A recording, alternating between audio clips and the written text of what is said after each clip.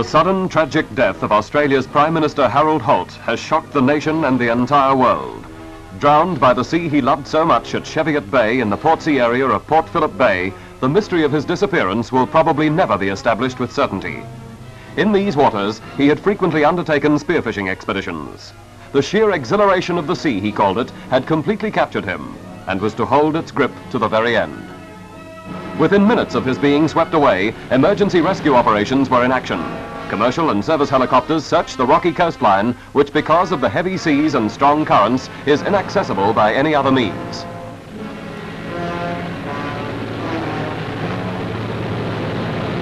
Mrs Holt is rushed from Canberra to Melbourne in one of the new VIP Mr jets. Accompanied by the Prime Minister's press secretary, they transfer to a waiting car with police escort for the 60-mile trip to Portsea.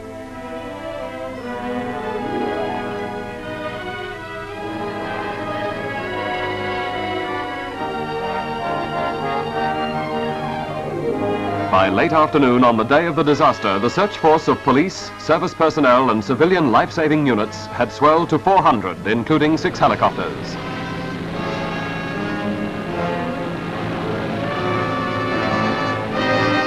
Because of the rough waters, many of the 40 skin divers suffered cuts and bruises from being dashed against the rocks. Cold conditions also restrict time in the water. As the search continues, tributes pour in from all parts of the globe for a man who since 1935, at the age of 27, had devoted his life to work for his country and its people. We recall some highlights of his career. As Minister for Labour and National Service, he introduced the first Child Endowment Plan in 1941. When the Menzies government returned to power in 49, he was also Immigration Minister. 6 years later, he became the first Liberal Treasurer since 1939. In 1961, he got the blame for the credit squeeze. However, there can be no doubt his term produced expansion and an unmatched period of full employment. Almost 2 years ago, he was sworn in as Prime Minister, the unanimous choice of his party and certainly his proudest day. He immediately went to work establishing new and closer relationships with our Pacific neighbours. It was all the way with LBJ. In Vietnam, he met heads of government and Australian servicemen to gain a first-hand picture of the state of the war. He came home more than ever convinced of the morality of Australia's intervention. On the home front, he frequently commented that one of the things of which he was proudest was his country's scientific and industrial growth.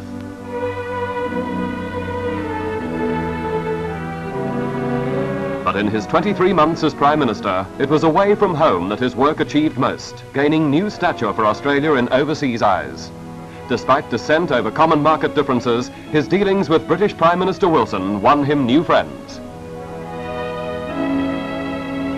But it was to Australia's alliance with America that he brought a new meaning. His personal friendship with President Johnson, developed through the historic Australian visit, created a link between the two countries and their Asian neighbours.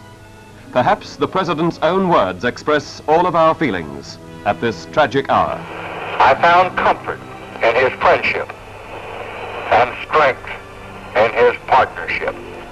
And the people for whom he spoke were always dependable. And those blessings of his example cannot be removed. They are as eternal as the sea that has taken this good and this gallant check in a way.